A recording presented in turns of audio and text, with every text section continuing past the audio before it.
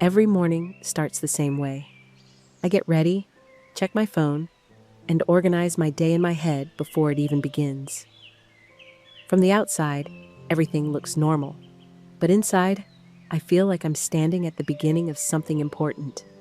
Not fear, not pressure, just the feeling that I don't want to stay exactly where I am. Sometimes my thoughts travel before I do. I imagine myself in another country, speaking English without translating, understanding people naturally, learning from a different culture. It's not just about traveling. It's about growing, about becoming someone who feels confident anywhere. I know dreams don't happen just because you want them, but every dream starts with a decision, and mine is simple. I don't want to stay still.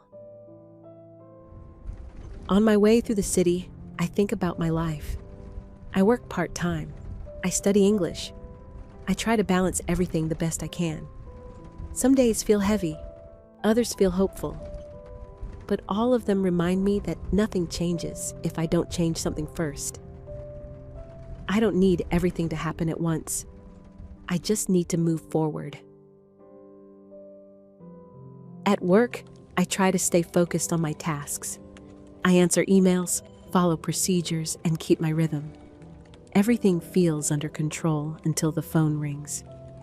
I take a breath and answer, not knowing what kind of call it will be. It's a call in English, an American accent.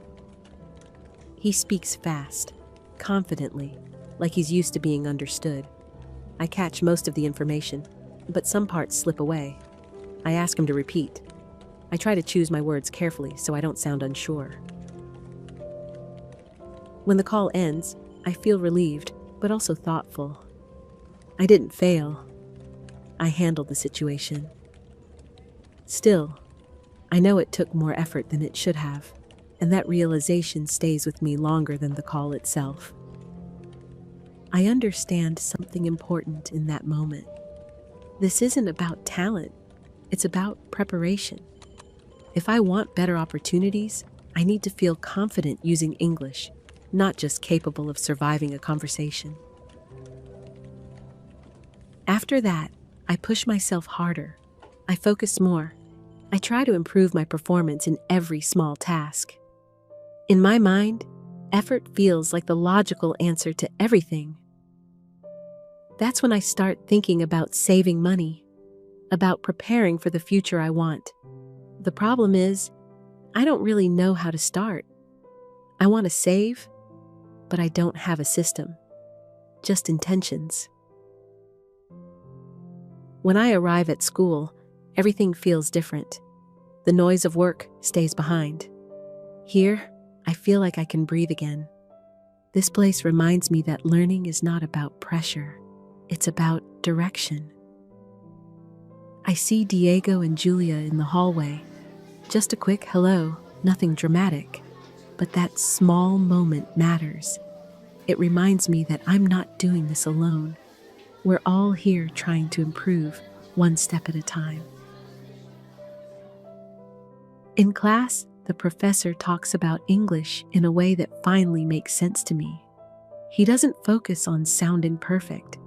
He focuses on being understood. He explains how to ask for clarification, how to slow a conversation down, and how to take control even when you don't know every word.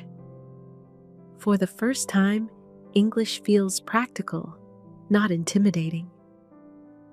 I realize I don't need to know everything to communicate. I just need the right tools, and that changes the way I see my own abilities. When I see the clapperboard raised, I take a breath and say it out loud. Lights, camera, and action. In that moment, it stops feeling like a class and starts feeling like a real situation, a place where I'm allowed to try before it actually matters. I focus on staying calm. I use the phrases we practiced. I ask for clarification when I need it. I don't feel rushed or embarrassed. I feel supported. For the first time, English feels like something I can actually use, not something I have to be afraid of. When I walk out of school, my head feels clearer. I don't have all the answers, but I know what I need to improve. For the first time, my English doesn't feel like a problem. It feels like a work in progress. Then I see it. An ad about traveling to the US, learning English, living another culture. This time, it doesn't feel like a fantasy. It feels like a possibility.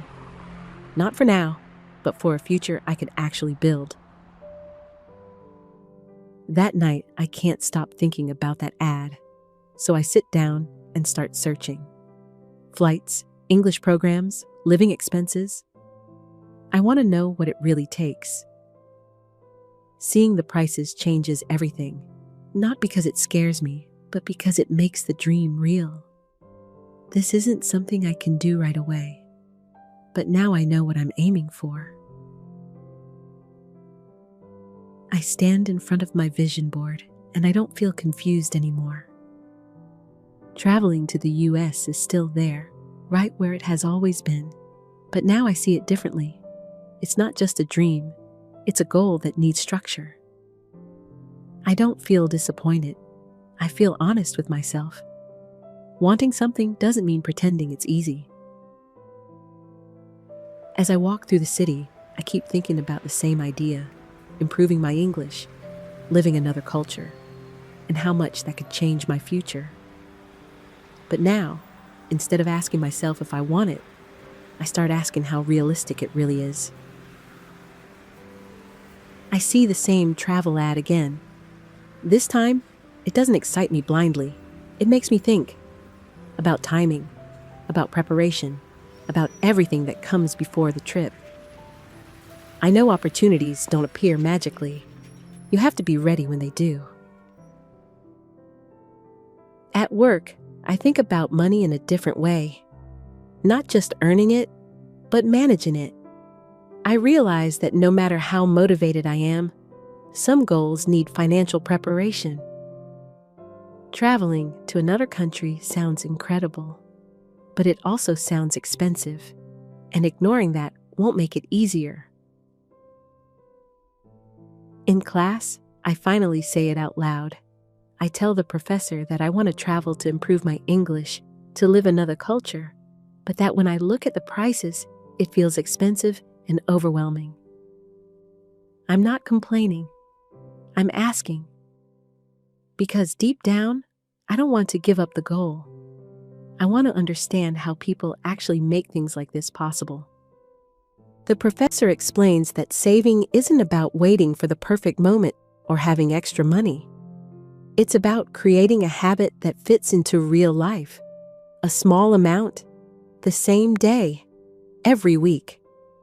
He says that motivation comes and goes, but systems stay. And suddenly, saving doesn't sound heavy or restrictive. It sounds realistic. That's when everything connects. Improving my English, traveling, saving. None of it works alone. It all works together. I don't need to rush the goal. I need to respect the process. Walking into the bank feels simple, but meaningful. I'm not here because I already have everything figured out. I'm here because I decided to stop improvising. I don't start with a big amount, and that's okay. What matters is that now my goal has a place, a system, something I can return to every time. Sitting here, I notice something different. I'm not anxious about the future anymore. I'm calm, because now I know that moving forward doesn't mean moving fast.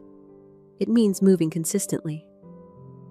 The trip isn't happening yet, and that's fine. I'm not late. I'm preparing. I update my vision board with honesty, not to dream bigger, but to be more precise. The goal stays the same. The way to get there is what has changed.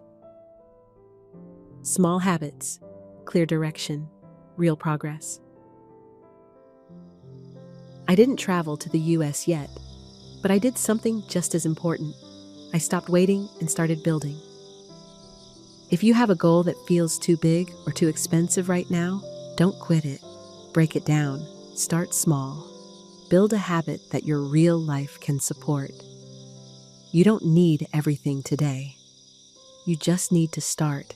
And if you do, I promise, you'll get there.